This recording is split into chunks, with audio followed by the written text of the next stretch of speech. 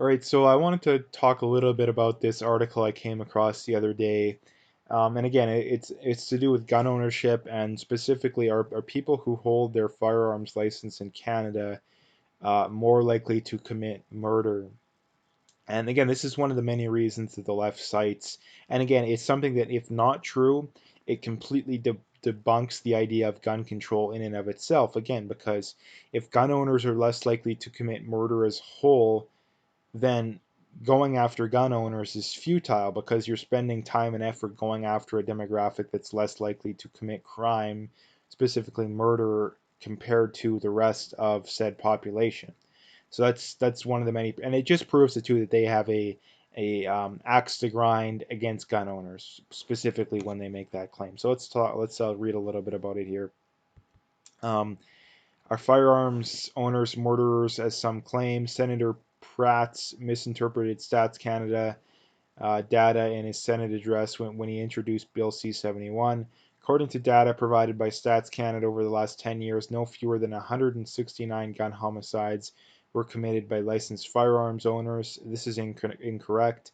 This misquote exaggerates the number of licensed firearms owners who are murderers. Stats Canada reported the number of PAL holders who were suspects, not the number of convicted murderers. Senator Pratt's data had an average of three suspects per victim, which is abnormally high. On average, between 74 and 2016, the number of convicted murderers is about the same number as homicide victims. Of course, many suspects will never be accused nor convicted.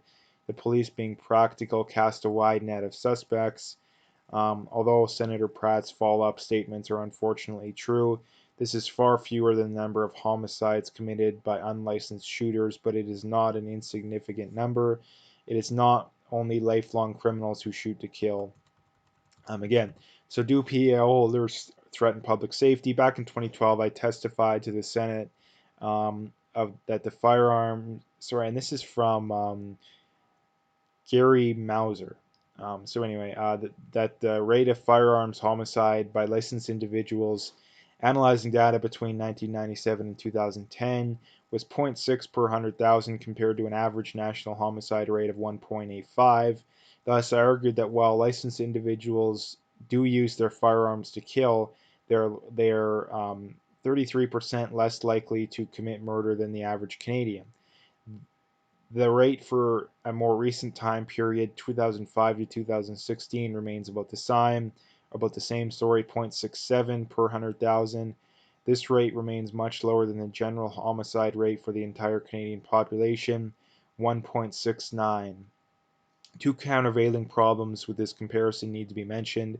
First, since Stats Canada doesn't ask accused murderers about firearms license status if a firearm isn't present, this homicide really is actually a firearms homicide rate, not a total homicide rate.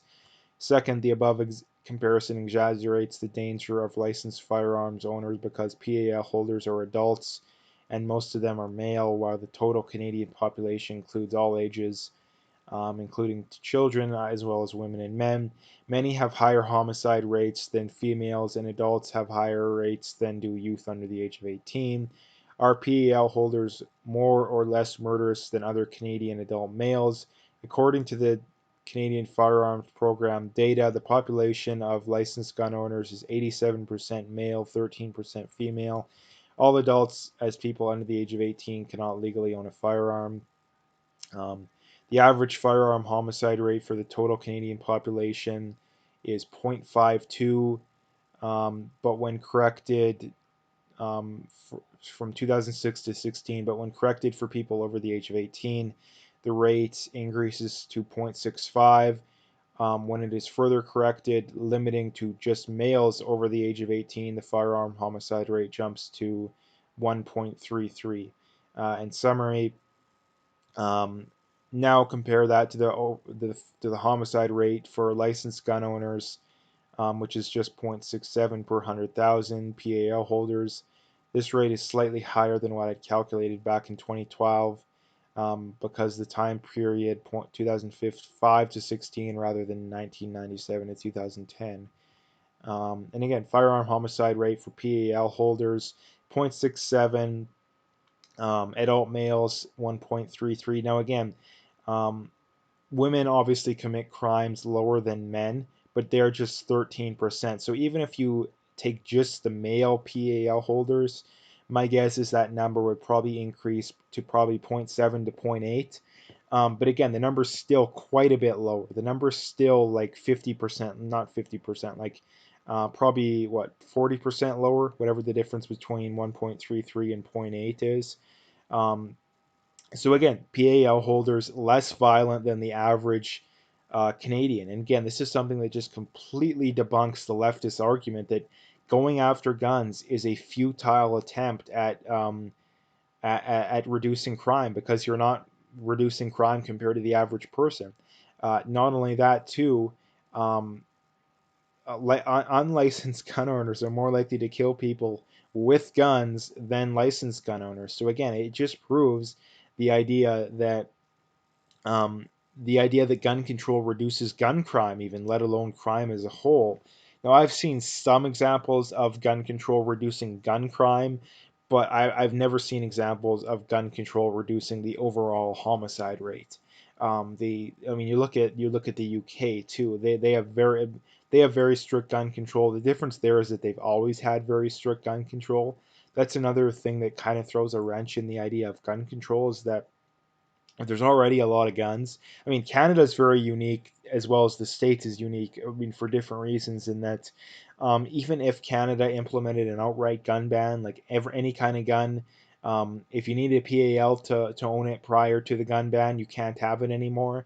The murder rate would still stay almost exactly the same because we have a country below us that has hundreds of millions of guns. And um, if we banned all the guns, the criminals would still get the guns because we know the criminals still get the guns.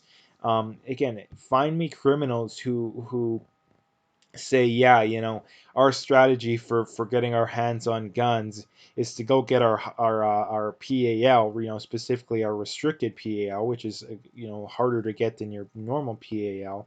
And we're going to go buy guns legally, and we're going to have them registered, so it makes it a lot easier for the government to trace it back to us. Like, how stupid of a criminal do you have to be to do that? Like seriously, the and not only that too, the penalties for having getting the gun when you get caught with the gun are the exact same, right? Like if you're a PAL holder and you're carrying around a loaded handgun, the laws are pretty much. I mean, as far as I'm aware, the punishment is the exact same as if the gun wasn't legal to begin with.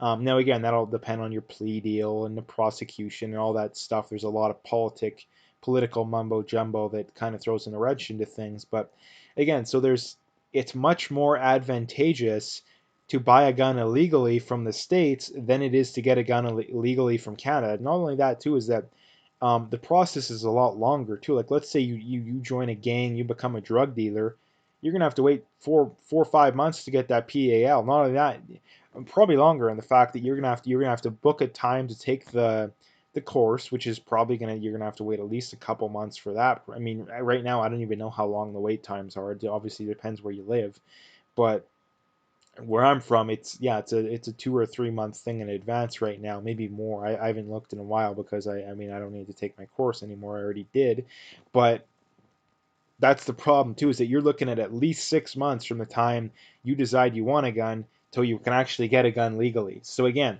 why would you wait so long when you can just go through your contacts? Because if you know people who sell drugs, they probably either can get their hands on illegal guns or they know someone who can get their hands on illegal guns. So again, it makes no sense from when you just think about it from a logical perspective, that why in the world would you do that? So um, anyway, the main take-home point from this being is that gun owners less likely to commit murder and just crime in general too.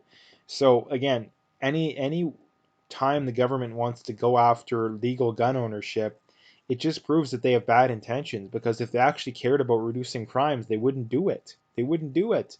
I mean, you look at this in the States too.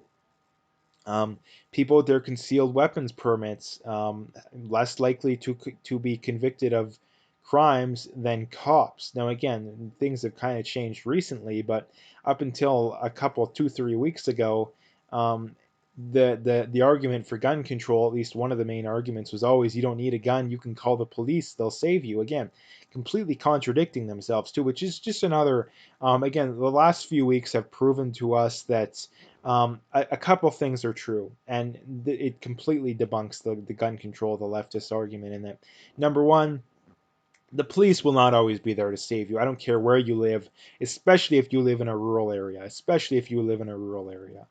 And number two, um, you definitely do have a reason to have a magazine that holds more than 5 or 10 rounds, because you look at some of these areas, you have mobs of sometimes hundreds of people. So yeah, you have every reason in the book to need to own a magazine that holds more than 5 or 10 rounds, whatever the type of gun it is. So again, those are two leftists just flat out lies. And not only that, too, is that you don't even have to debate them on the topic. They're admitting they're wrong. You don't even have to argue. They're the ones that are arguing that they're wrong on that. Because again, if the you don't need a gun, the police will be there to save you argument made any sense, then you wouldn't want to defund the police, or you wouldn't want to cut the police's budget.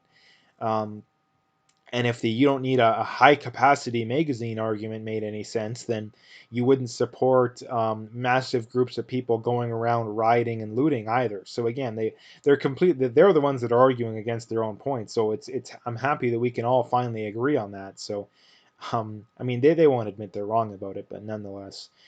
Anyway, I wanted to make a video about that because it's very important. It's a very good thing to point out too, in that it's one of those things that the leftists bring up that, oh, you have to admit that if we did implement gun control, it would reduce crime. Well, yeah, it may reduce it to a small degree, but again, the amount of money that you would be if you spent that money in other ways, it would reduce crime more by definition, because the only way that it would reduce more crime that you would reduce more crime by implementing gun control is if gun owners committed murder at a higher rate than the average person, which is not true. So anyway, if you liked the video, make sure to hit that like and subscribe. Check out my PayPal and email, got linked in the description.